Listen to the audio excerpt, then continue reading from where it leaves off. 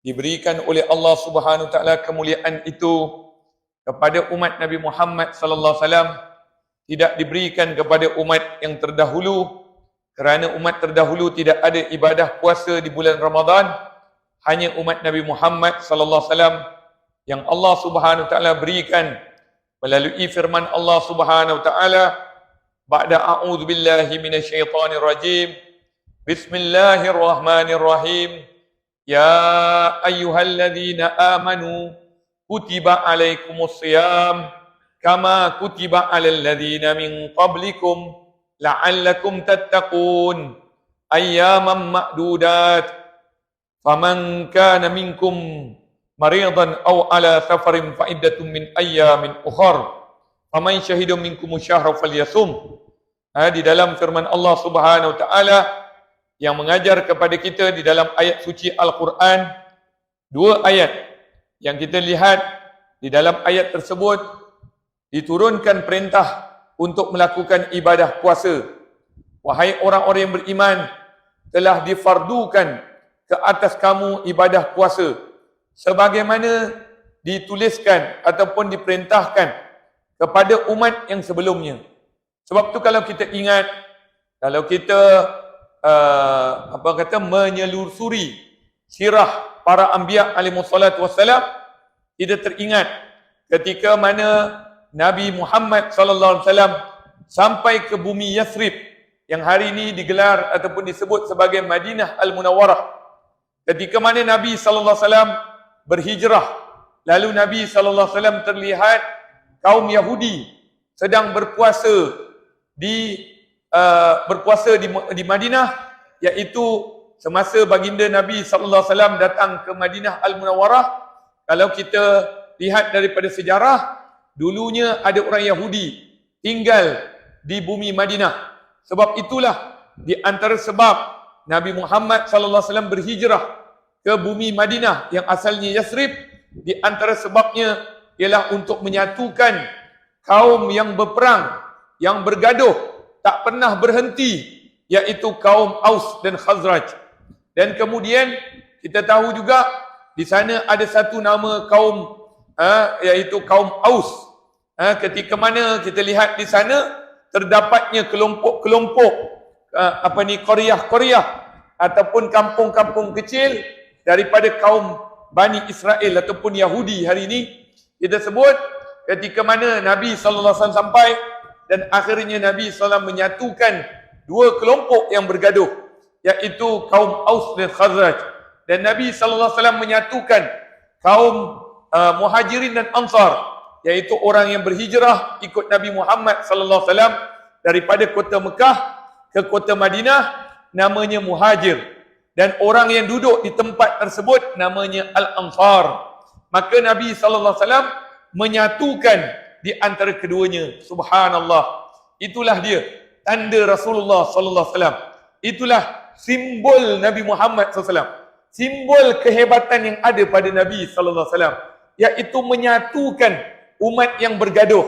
Namun hari ini kita sedih, hari ini kita sayang. Ada orang yang mengatakan saya pembawa agama Islam, saya menyebarkan agama Islam, tapi dirinya adalah orang yang melaga-lagakan umat Islam. Dirinya adalah penyebab untuk bergaduh sesama umat Islam. Adakah Islam itu kurang? Adakah Islam itu lemah? Sebab itu, kalau tuan-tuan mengaji dengan guru-guru ataupun mengaji orang-orang yang mengajar ilmu, tapi cara pengajarannya melaga-lagakan di antara umat Islam ataupun memecah belahkan bersama Islam, sebenarnya itu adalah kekurangan. Itu bukan model Islam yang sebenar.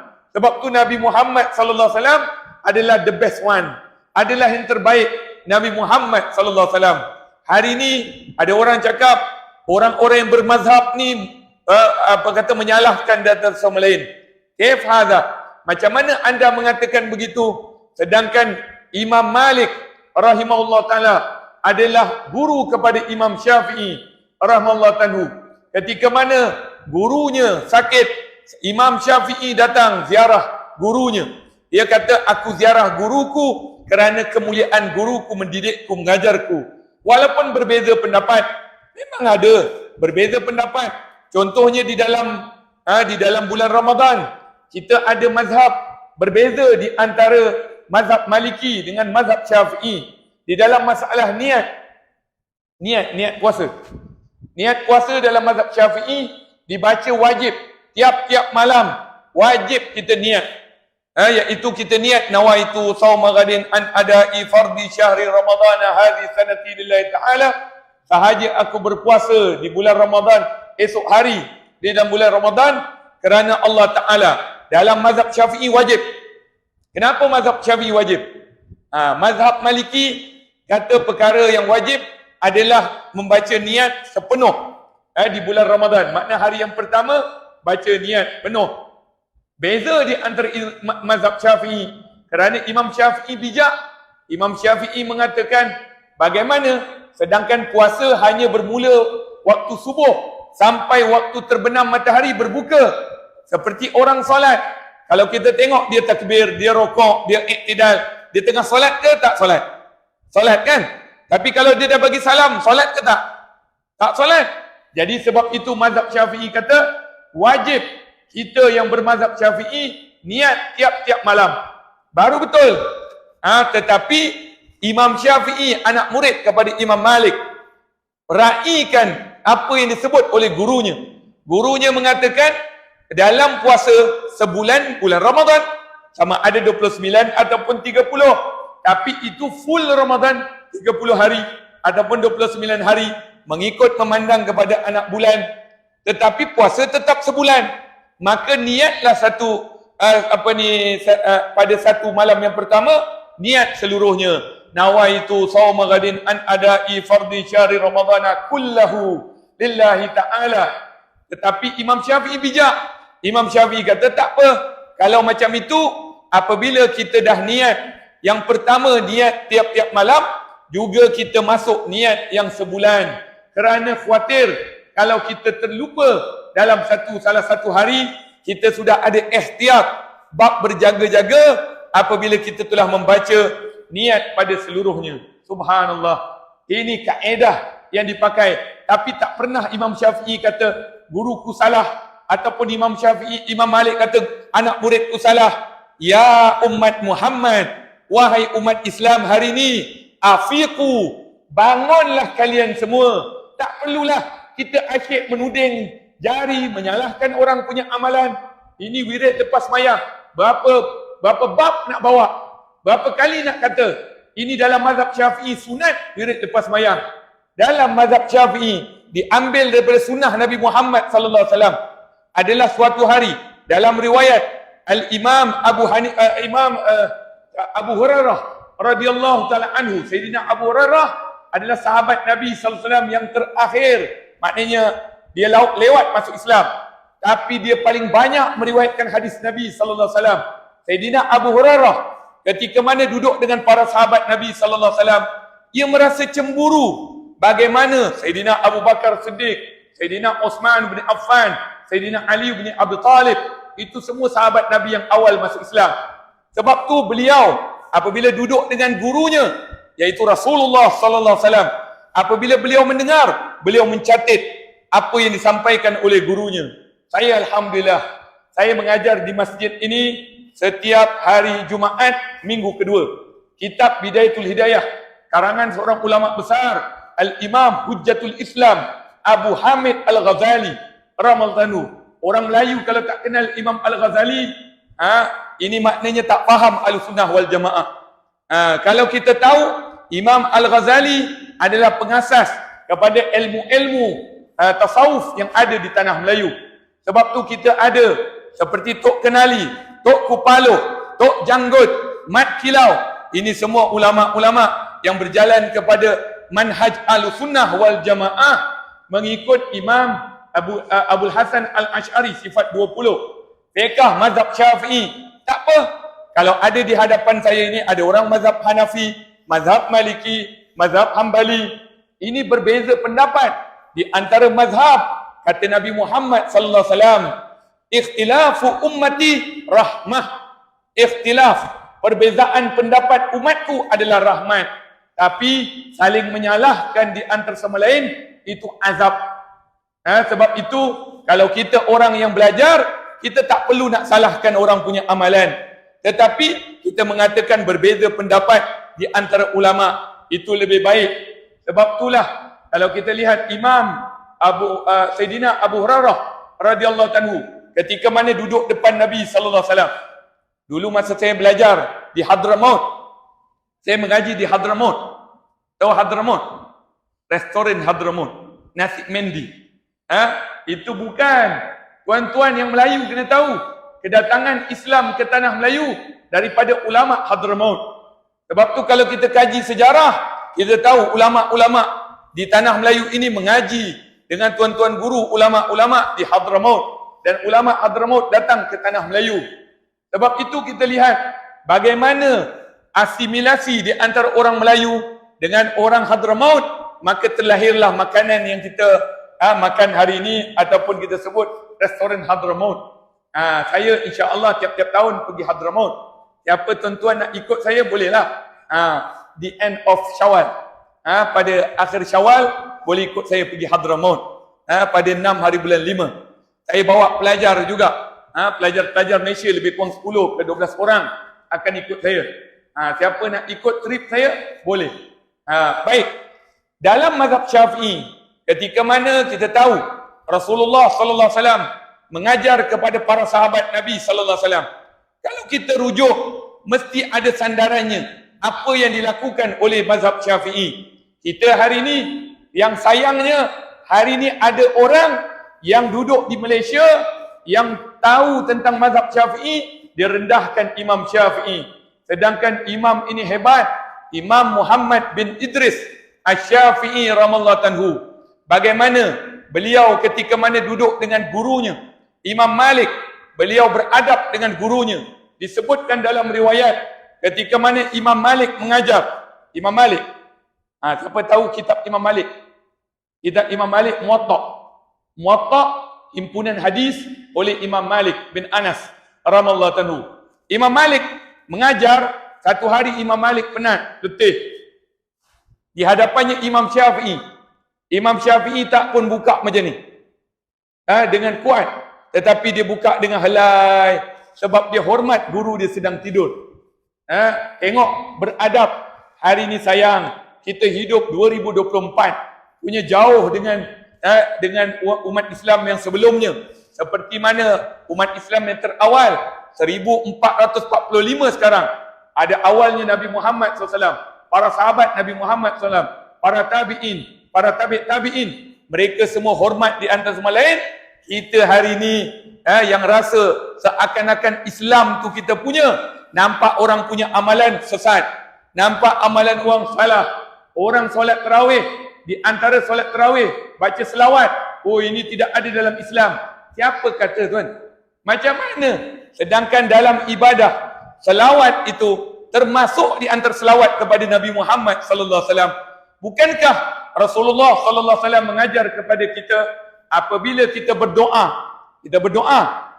mula kita adab kita mula dengan hamdalah, alhamdulillah, kemudian selawat kepada Nabi Muhammad sallallahu alaihi wasallam, baru minta dengan Allah Subhanahu wa taala.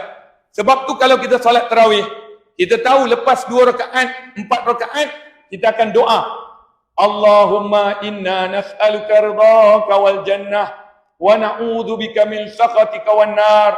Tak mengapa kalau tidak membaca selawat dalam doa tadi, sebab kita dah baca selawat banyak ketika mana solat sunat tarawih. Sebab tu di dalam mazhab Syafi'i sunat kita membaca selawat di antara tarawih tadi, ataupun ada sebahagian ulama mazhab Syafi'i mengatakan harus. Maka tidak ada masalah, kerana tidak menyalahi daripada kaedah usul fiqh, kaedah sembahyang. Tengok dalam sembahyang, kita sembahyang ada satu perkataan manusia, kalau kita bercakap dengan dia tak batal solat kita. Cakap dengan siapa? Kalau kita tengah sembahyang, tiba-tiba ada orang Assalamualaikum, kita jawab Waalaikumsalam, batal ke tak batal? Batal. Tapi dalam sembahyang kita cakap dengan dia, kita bagi salam dengan dia, tak batal. Salam dengan siapa? At-tahiyyatul mubarakatus salawatut thayyibatu lillah. Assalamu alayka ayyuhan nabiyyu wa rahmatullahi ta'ala wa barakatuh. Assalamu alayna. Okey. Assalamu alayka ayyuhan nabiyyu wa rahmatullahi wa barakatuh. Bagi salam pada siapa? Salam pada Nabi Muhammad sallallahu alaihi wasallam. Seakan-akan kita bercakap dengan Nabi Muhammad sallallahu alaihi wasallam. Ada orang hari ni dia kata Nabi Muhammad SAW sudah wafat. Nabi Muhammad dah meninggal dunia, dah habis. Kenapa dalam Islam dia ada ibadah bagi salam kepada Nabi Muhammad sallallahu alaihi wasallam? Assalamu alayka ayyuhan nabiyyu wa rahmatullahi wabarakatuh. Itu ambil daripada peristiwa Al-Isra wal Mi'raj, ketika mana Nabi Muhammad sallallahu alaihi wasallam naik Isra wal Mi'raj, malaikat beri salam kepada Nabi Muhammad sallallahu alaihi wasallam. Lalu Rasulullah SAW menjawab, Nabi bawa untuk umat Nabi Muhammad SAW yang bersamanya, Assalamu alayna wa ala ibadillahis salihin. Beri salam daripada kami, iaitu para Nabi alaihi salatu wassalam, wa ibadis salihin, dan para hamba Allah yang saleh. Itu beri salam kita kepada Nabi Muhammad sallallahu alaihi wasallam wajib. Bagi salam pada Nabi SAW wajib? Wajib. Dalam solat. Kalau dalam solat dibolehkan bagi salam, ini kan luar solat. Kenapa kita menghalang orang nak selawat kepada Nabi Muhammad SAW? InsyaAllah kejap lagi dalam khutbah Jumaat kena selawat kepada Nabi SAW. Selawat pada Nabi SAW menjadi wajib, rukun. Innallaha wa malaikatahu yusalluna 'alan nabi ya ayyuhalladzina amanu sallu alaihi wa sallimu taslima. Sesungguhnya Allah dan para malaikatnya berselawat kepada Nabi Muhammad SAW. Wahai orang-orang yang beriman, selawatlah kamu kepada Nabi Muhammad SAW. Soalan, ada ayat ni kata selawat waktu Jumaat je, ataupun selawat waktu khatib Jumaat je? Ayat ini umum, dan ayat ini diturunkan dalam bulan Sya'ban, yang mana kita baru berlalu bulan Sya'ban. Banyakkan selawat kepada Nabi Muhammad SAW di bulan Ramadan sebagai peringatan untuk diri saya dan untuk semua yang hadir. Jangan tinggalkan Al-Quran, jangan sunyikan Al-Quran. Bacalah Al-Quran, kerana bulan ini bulan yang dinisbahkan kepada Al-Quran. Syahrul Ramadan alladhi unzila fihi Al-Quran hudan linnas wa bayyinatin minal huda wal furqan. Ayat di dalam Al-Quran itu ada satu ayat yang menyatakan tentang bulan Al-Quran, iaitu bulan Ramadan. Maka penuhilah diri-diri anda dengan membanyakkan membaca Al-Quranul Karim. Tuan-tuan tahu tak, Imam Syafi'i, yang tuan-tuan ada di antara kita yang rendahkan Imam Syafi'i, siapa kita nak bandingkan dengan Imam Syafi'i? Imam Syafi'i di dalam bulan Ramadan beliau mengkhatamkan Al-Quran 4 kali khatam pagi, 4 kali khatam malam. Itu di bulan Ramadan. Maka kita berapa banyak ayat yang kita baca, berapa kali khatam yang kita baca. Subhanallah. Mari sama-sama kita memperbanyakkan membaca Al-Quran di bulan Ramadan. Penuhkan diri kita dengan membaca Al-Quran dan hadir solat sunat tarawih. Janganlah banyakkan kita berdalih mengatakan solat tarawih 8 ataupun 10. Ambil banyak lagi dapat pahala lebih. Rebut pahala yang Allah berikan.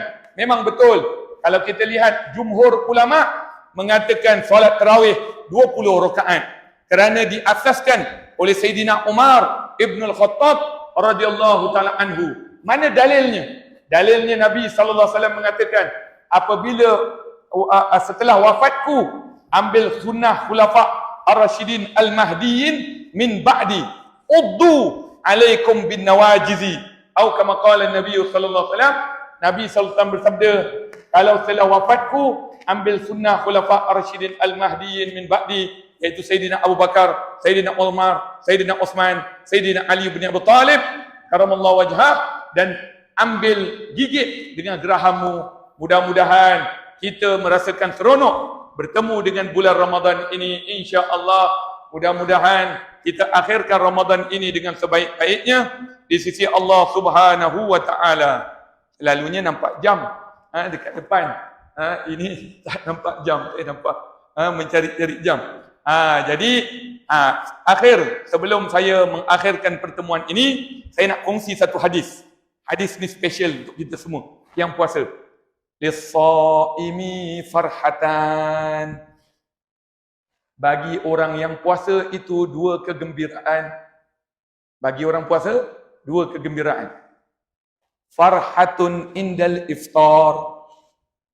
Kegembiraan pertama, gembira waktu berbuka. Allahu Akbar. Gembira tak waktu berbuka? Seronok tak waktu berbuka? Dapat minum air sedap. Dapat makan buah kurma. Subhanallah. Buah kurma tu tak pernah orang tengok. Tapi bulan Ramadan, kurma number one kita ambil. Betul tak? Subhanallah. Ikut sunnah Nabi Muhammad SAW. Dapat pengampunan Allah Subhanahu Wa Taala dan jadi kekasih Allah Subhanahu Wa Taala. Dan yang kedua, kegembiraan bila bertemu dengan Allah di hari akhirat kelak, insya-Allah. Mudah-mudahan kita semua akan mendapat dua kegembiraan yang Allah berikan kepada orang yang berpuasa, insya-Allah. Ya Arhamar Rahimin, Ya Arhamar Rahimin, Ya Arhamar Rahimin. Ya Allah, ya Tuhan kami, khususnya kami yang berada di dalam masjid Damansara Perdana ini, ya Allah, yang menadah tangan padamu di hari bulan Ramadan yang mulia ini, hari Jumaat yang diberkati ini, ya Allah. Ya Allah, kurniakanlah kepada kami dua kegembiraan tersebut, ya Allah. Gembira kami ketika mana kami berbuka dengan ahli keluarga kami, family kami, dengan orang-orang yang susah. Kami gembirakan mereka, ya Allah. Dan kami mohon padamu, ya Allah, mudah-mudahan di hari akhirat nanti kami akan bertemu denganmu dalam keadaan kami gembira untuk kembali kepadamu, ya Allah. Ya Arhamar Rahimin, Ya Arhamar Rahimin, Ya Arhamar Rahimin. Wa sallallahu ala sayyidina Muhammad wa alaihi wasallam. Walhamdulillah rabbil alamin. Jadi saya diminta pihak masjid tolong bagi edar saya punya sekolah Mahat Tafiz dekat Taman Keramat. Kalau ada siapa yang nak infak di bulan Ramadan ini, boleh infak dengan hadiahkan tahlil arwah untuk ahli keluarga yang telah pergi meninggal dunia. Dalam mazhab Syafi'i, perkara itu harus. Tidak ada masalah. Kita nak baca tahlil untuk orang-orang yang telah pergi meninggal dunia. Hadza wabillahi taufiq wal hidayah. Assalamualaikum warahmatullahi taala wabarakatuh.